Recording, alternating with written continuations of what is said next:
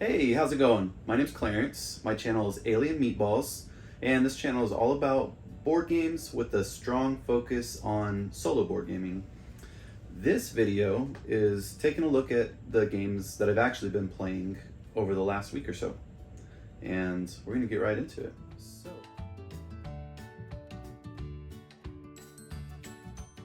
Okay, ThunderRoad Vendetta. This is by Restoration Games. They take a lot of older games and remake them. They keep a lot like the same vibe going, but then they make them better. Change them up a little bit to make them even more fun than they used to be. So ThunderRoad Vendetta is a racing game, but it's very crazy. So it's very simple too. So essentially what you're doing is you're rolling dice. The dice are telling you how far you can move. You have different cars you can move. And what makes it really unique is you can slam into each other. You can every time you hit people, they're gonna go flying to the sides. They can hit rocks and explode. You can knock them off the track. They explode so you have this trail of a row of tiles that's your board that you're racing on. If you make it to the ends, going off of the tile, you'll add a new tile to the back. You'll add a new tile to the front, and you'll remove the tile from the back. And if there's any cars that hadn't gone far enough and they're still on the back tile, they're gone. So they basically explode off. And then you win by either getting to the end of the finish line or being the last car standing. And there is a lot of exploding. So I've been playing this a lot multiplayer with my family. My kids can play this, 5 and 7, and kind of help them a little bit, but it's simple enough for them to play and super fun for adults to play too. It is essentially roll and move but it's a little bit better. It's not just roll and do it. It says you roll your dice at the beginning of the round, and then throughout the round you'll be using those dice you start off with 3 different cars, and you'll choose when it's your turn, you'll choose one of the dice for one of the cars and let them move their little path. And then throughout that round of your 4 dice, you have these special abilities, and you can do one of those special abilities one time every round. So there's some fun decisions to make, and I have 2 expansions for it that I think add in special abilities for your characters and different things. And I saw fire. Haven't even got into that, and it's already a blast. I really like it. So it doesn't come with a solo mode, but I've actually played it a few times solo too. I've been making little AI charts for different cars, and so right now I've done 2 that I've been play testing, and they work well. The races have come really close. It feels like I'm racing people, and so my plan is if I keep play testing those and get them to work, I'll have just a bunch of cars. So whenever you race, you can just pick these different. Right now I've been doing it on index cards, but I'm gonna make them look nicer. But it'll be you'll pick what AI character you want to race against, and they'll have a car out there. And then, so you'll just pick all these different AI cars, and whichever ones you want, and they'll be out there racing around.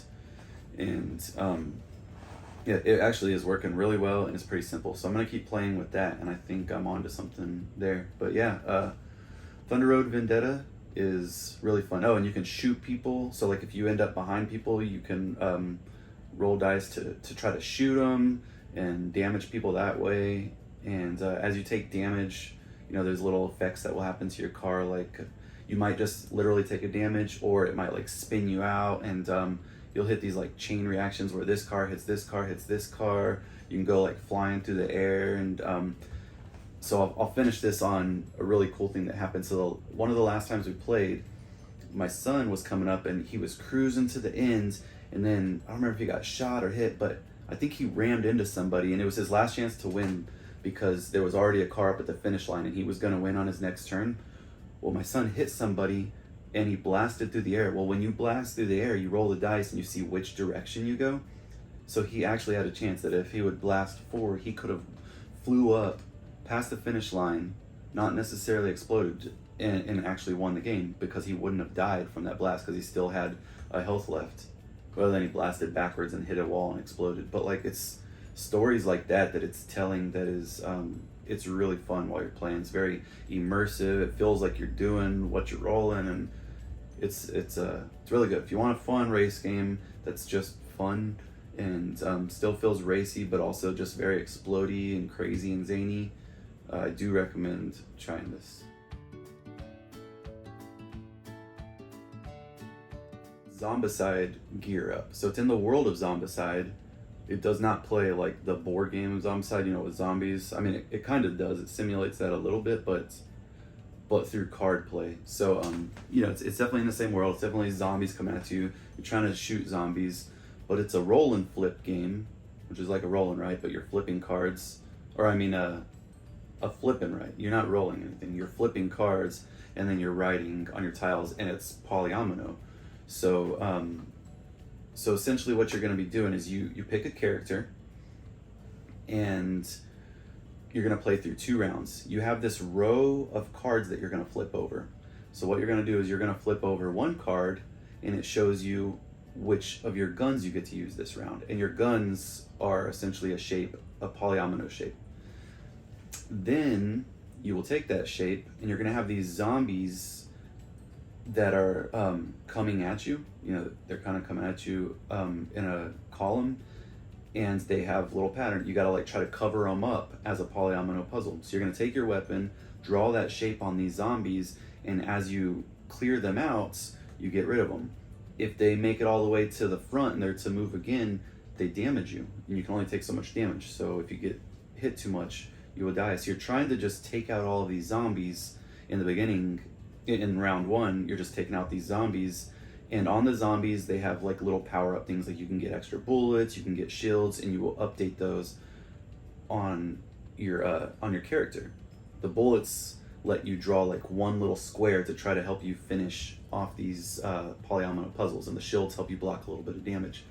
So that's what you're doing through the whole first round. And so you flip over your weapon, draw your weapon, and then you flip over another card, and it tells you what zombies are coming out next. Okay, so you do that, you play through that whole round, and then you set up for round 2. You set up another row of these cards, but now it's boss cards, and now a boss comes out. So when you started the game, you pick a boss, or you can randomly do it. You're gonna fight a boss. Well, they don't come out until round 2. So now in round 2, it will still be playing the same with these zombies coming at you, and you're trying to take over, like complete out those little polyomino puzzles to keep the zombies from killing you.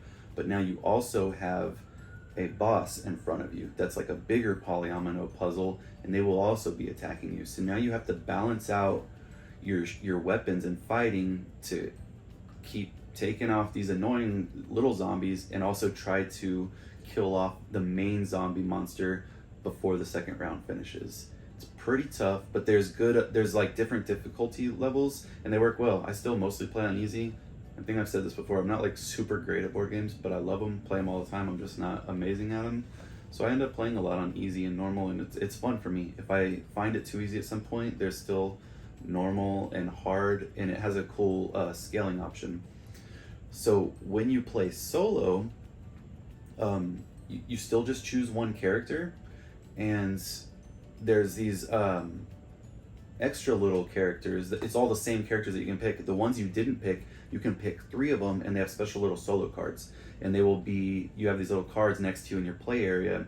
In each round, you can play each of those solo characters 1 time, and they just have a special ability you can do. So one of them's like this rocket, and he can shoot this polyomino pattern at each of the zombies like in 1 row. Or they just do really cool stuff. They'll have these just bigger kind of weapons or explosive things that can really help you take out some zombies. And but you can only play them on, so going back to that row of weapons, when it tells you what weapon you can use, well, up to 3 of those cards will have a little smiley face on them, and if there's a smiley face, that's when you can use your solo character. So you can't just do them anytime you want. It's really good. I like this game a whole lot. I had seen it at the Printed Meeple, the local board game shop here, like 2 minutes from my house. Had no idea, never seen it. I'm like, what's Zombicide flipping right? Still by Simon. And so I picked it up, and it is really, really fun. I love it. I play this one a lot. So we went to the river this weekend, and I had taken it, and my son saw me playing it. And so that was my first time we actually played multiplayer. And the only difference really is in the second, you're both still kind of playing your own thing, But in the second round, the boss goes back and forth between y'all, and you can only attack the boss when he's in front of you. So it's just a little extra element of strategy. And then instead of those solo cards, your character weapons are slightly different. Like some of them have range and will allow you to shoot to the other person's and help them with some zombies. So it's got a couple little changes. Other than that, it's basically the same game. I really highly recommend this one for solo. If you want a cheap flip and right game, it's all dry erase, so you're gonna be able to use it, forever, aside from getting dry erase markers. Really cool. And there's a lot of different bosses, different characters. I really hope a lot of people find out about this one because they could expand it easily with just a bunch more characters, in true CMON fashion, except it won't be nearly as expensive because it's all just little cards. Buy CMON, Zombicide Gear Up.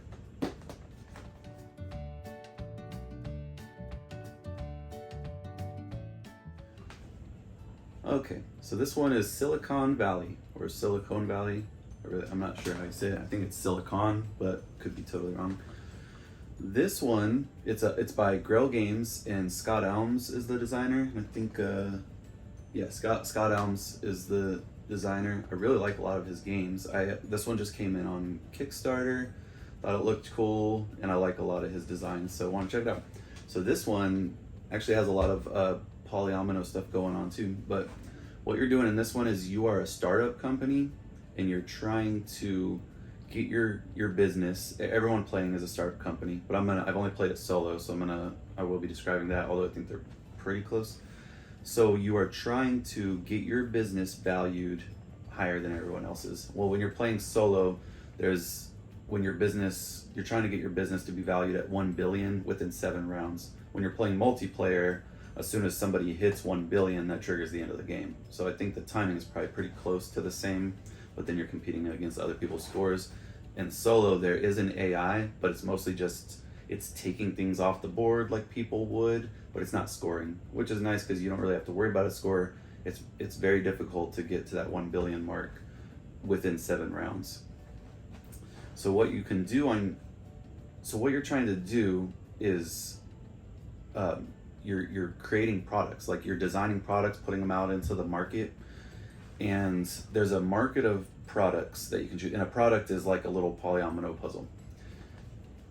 When you are putting out a product, so in order to do a product, what you got to do is, so say I want to release this one over here. It's a little polyomino puzzle, and you'll be collecting these little tile pieces. You actually collect pieces to your player area, and when you have the pieces that you need, you go and put them on this little puzzle, the product puzzle, and if you can fill it up, well then for that action you can release this product to the market and start trying to sell it. And then you'll get a little tile. You actually leave the product up there in the market board. I'll explain that in a second. And you bring this little tile over to your headquarters, and it's got some engine building. That tile will be getting you like money every round. So you're getting money from this product being out there selling. So that is when you're the first person to release a product. The other thing people can do is, like, when you're looking at that market, the products that other people have already put on the market, well, you can be the second person. Like, you're basically copying their idea and kind of putting out that same product. Well, if you can do that, you have to copy the way they did that puzzle, exactly how they did. So back up, when you do the puzzle, it's just showing you the space you have to fill up with little polyomino tiles. But you can choose any of your tiles you have to fill in that space, and you can even go like outside of the blocks. It doesn't have to be perfect. You just have to cover in the right amount of spaces.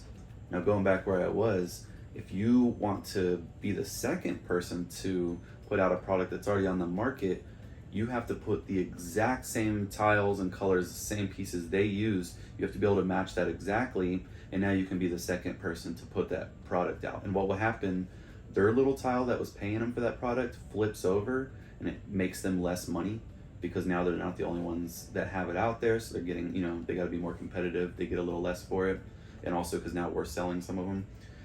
And then also I get my little tile, but it's not as good as what theirs was. But they also have little benefits. I might say this backwards, but I think if you're the first person to put out a product, you might get I think you get more money right away. No, you get more money, you get less money right away and more ongoing because you're the only one out there. and then the second person to do it gets less right away because the product's already out there, but they get more ongoing. I think that's right thematically, but you get the idea. And so that's what you're doing with products. You're trying to get these products, and then you're building up this little engine. That's how you're going to be making money throughout the rounds of the game. Now, to help you accomplish all of that, you can also be hiring employees, and employees essentially will get you these little polyomino tiles that you can use that you bring in. It's like it's an engine building, so you'll be getting these same polyomino tiles back to you at the beginning of every round based on what employees you have. So like this employee might get you a blue bar, this one gets you a red L. Well, you're trying to get as many employees as you can afford so you can keep getting all these tiles so that you can keep putting out the products. The tiles represent pieces of code. So all these polyomino tiles I'm talking about, they're all like your little pieces of code, and these are all digital like products you're putting out there. So where it starts to get a little tricky is when you're bringing these product tiles to your player board, your headquarters, you only have so much room for so many products. If you want more products, you have to expand your headquarters. Well, the other thing that's doing is it's costing you more money. So at the end of every round, you have to pay your employees costs. They all cost money. You have to pay the fees, like for the headquarters. You have these fees you're going to be paying.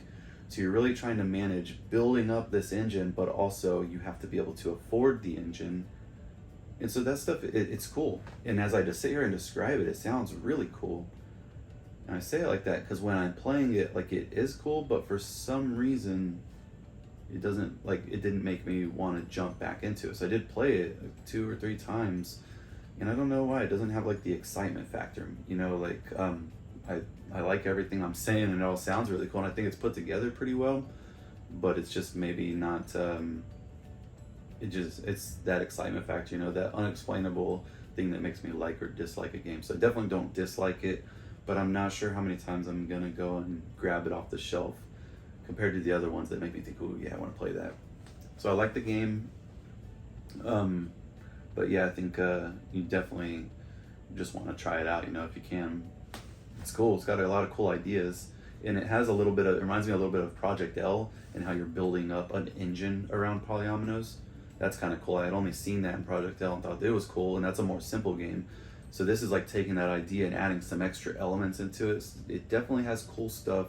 I think some people for sure will really like it, and at this point I kind of like it. I want to play it some more and see if I can I don't know if I would like it more, if it's just going to stay where it's at. Good game, but in a sea of great games, I don't know how many times I'll get it, but Silicon Valley.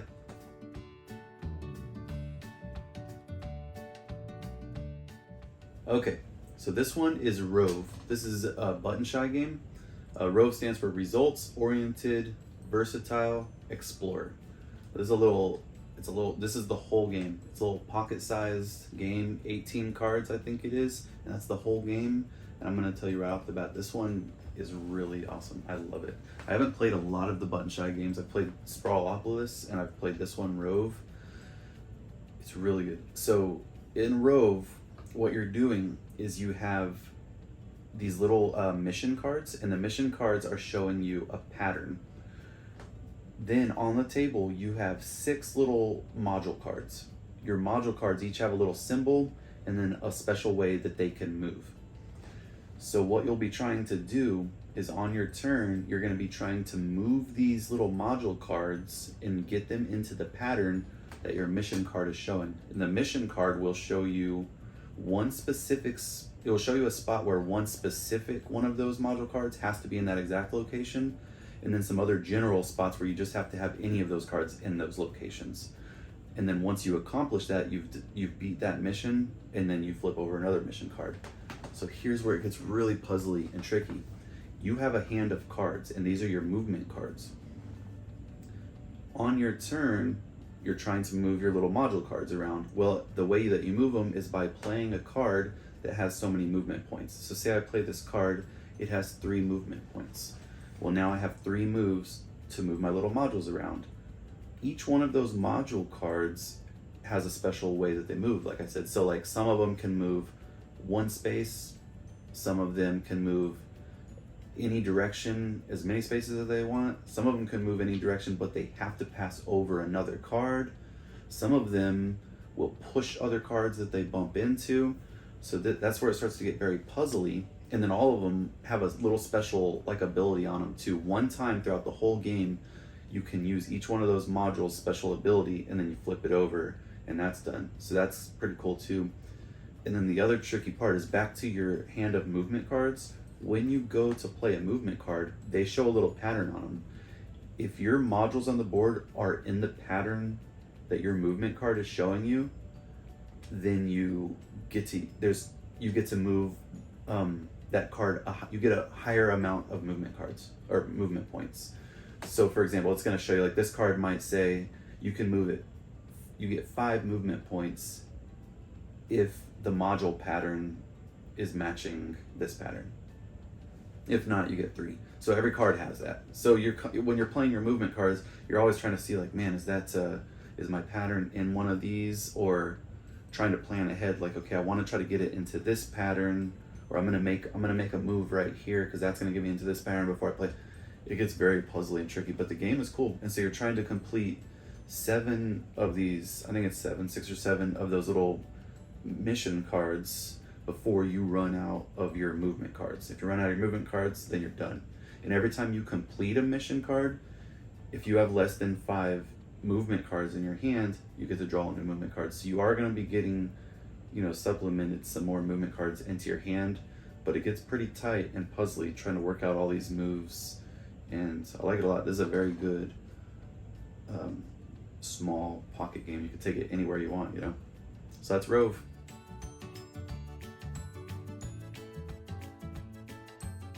Okay, and last but definitely not least, the Guild of Merchant Explorers. It's by AEG. I don't know who designed this one, but this game is, I think this is my favorite lightweight game. I think it's a lightweight game. It's got to be.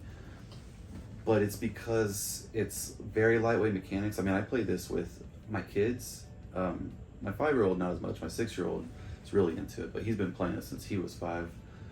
But we can play it. It's the mechanics are so easy, yet it's got so much thinkiness. I actually get excited to play this one, and I play it solo a lot in multiplayer. It's so good. So okay, what you're doing on it is you have a map, and on this map you're going to be trying to explore out by, there's just a bunch of spaces, and you'll be placing cubes to mark where you've explored. So you'll be placing cubes, marking out spots. You're going to be trying to collect coins. You're going to be trying to make little paths from little trade routes between cities and just different things like this to get points. And then you have these 3 goal cards. So you have specific little goals that you can try to accomplish, like maybe try to get a village in the grassland, desert land, and a mountain land. And then each of the goal cards, who the first person to do it is going to get 10 coins, and the next people to do it will get 5 coins. So it's a little bit of a race, at least when you're playing multiplayer. But when you're playing solo, they did a good job too. So in solo, the goal cards are kind of on a timer. The solo will eventually start it'll take those goal cards before you if you don't get to them fast enough. So you still have that little element. And aside from that, it's multiplayer solitaire anyway, for the most part. So where the game gets really good is, so you have these 5 basic cards that so in a round, you're gonna play through 4 rounds, but in a round you're gonna flip over a card, and it's gonna tell you, okay, you can place a cube on any mountain space. Then there will be one that says, a card you flip says, okay, you can place 2 cubes on grass spaces, and they can be anywhere. Then there's one that's okay, you can place it on 3 water spaces. They all have to be connected and in a straight line. So those cards are going to come out every round. So you know 5 of the cards and patterns that will come out every single round that you can play with. And then every round you're going to get a special card. So in round 1, when this little special card pops up, it tells everybody that you draw from this deck, and you'll draw 2 really cool, super powerful special cards. They might let you make a trail as far as you want, any direction in a straight line through the water, or 4 spots in any like little same land area. Like just very powerful things. They're all really exciting, and I think this is where the game.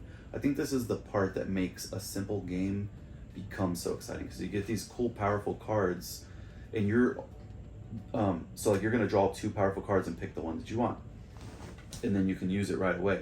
Well, in round 2, that powerful card will come up again, and then you'll also get to add a new powerful card. And then in round 3, you'll get to add a 3rd powerful card. And then in round 4, you'll get to reuse, you'll get to use all 3 of your powerful cards, and you'll get to reuse one of them. So you're getting this, unique to you little patterns that you'll get to play every round, but they're really fun. And so every game is different, the puzzle is different, and then you're just trying to collect all these points and match those, the goal cards, and you're thinking about, okay, I gotta try to get that gold card. I know that it's gonna get taken pretty soon if I don't get it, but man, I can do this one so easy. And then you're getting these choosing like which fun, powerful cards you get. And the game it's really good, and it's so simple. For such a simple game, it kind of like amazes me how fun it is. But I just played it solo today actually, and then and I kind of want to just play it some more. It's a very exciting, simple game. Kind of don't get it, but it's awesome. And it comes with 4 different maps in there, and I've played it, I don't know, like probably a dozen times, and I've always played the same map until today. I decided to finally do a different map, and then there's 2 other. This one just changes it up, like the map itself, no extra rules, but the other 2, I believe, actually add in some special little rules and stuff too. And I see there's another packet of tokens in there that I haven't used, so the other maps must incorporate those. So so there's even more like replayability in this box that I haven't even touched, and honestly, like, it would be fine without them. It's because it's already replayable with your abilities, but it's really cool that it has those, and I'm sure that they're gonna add even more maps, more little rules for if somebody needed those, and I'll probably buy them, even though I obviously don't need them since I've been playing this using just the same map. Anyways, that's it. So the Guild of Merchant Explorers, very highly recommend this. If you want a simple game that you can play solo, you can play with family, play with kids, this is a huge winner in my eyes. So yeah, that's the games that I've been playing over the past week or so, and there's a couple other little ones I played too. I've played Moniker's little party game, played so the Toy Story deck building game. This was a recommendation from one of y'all too. I really appreciate it, so I haven't played it much, that's why I didn't talk about it. We opened it up, looked through it, just played like the very beginning. It's kind of simple intro level, and then we didn't even get to finish, but I can tell I'm gonna like that one, especially because it has like the different deck boxes, so it's gonna get even better and add in more stuff. That one's gonna be cool. I'll talk about that more when I actually get to play it a few more times and get my at least play some full game. And I got some new games coming in too, which obviously if you've watched my other videos, you saw the stack of some of my unplayed games that I still haven't played yet. I still got more, but that's how it goes. I'm sure y'all do that too. Maybe you don't, but one is Seas of Havoc. It looks cool. It's like this pirate deck building game that looked really cool. Valor and Villainy. It's like a dungeon. I played that. I pulled that one out, and it's like a dungeon crawling campaign game. It's cool. I'll talk about that more when I've played it more though. But it is cool, and yeah, those are the first ones that come to my mind that I didn't really talk about a lot. But so I got some stuff I'm gonna be playing, and I keep seeing like my old games too that I've had for a long time that I want to play, like Destinies. I've been really thinking about that I haven't played in a while. Tidal Blades staring me right in the face. I have the Marvel Zombicide game that I still haven't played yet, but I'm playing Zombicide 2nd edition in a campaign. I need to do that too. It's been a little bit. I want to get that going before I start to forget the story. And I have ISS Vanguard campaign set up that I need to play too before I forget the darn rules. But yeah, I also pulled out Wayfarers of the South Tigris and tried to play it multiple times while we were at the river though, and I ended up like setting it up, trying to relearn the rules, getting tired and falling asleep both times before I finished it, so I never got played. But yeah, thank you all so much for being here. Thank you so much to for subscribing to my channel. You know, it really, I guess it helps the channel grow a lot. So for liking and subscribing, yeah, whatever games y'all have been playing, I love the recommendation I got on Toy Store. I'd love to hear what y'all are playing. If you're playing the same games, that's cool too. And if you're playing different ones that you haven't seen me talk about, let me know. So even though I got all these games that I haven't played, I still want to be crazy and buy more. I want to check them out. So yeah, tell me what you've been playing. Till then, yeah, thanks again for checking it out. Appreciate you all.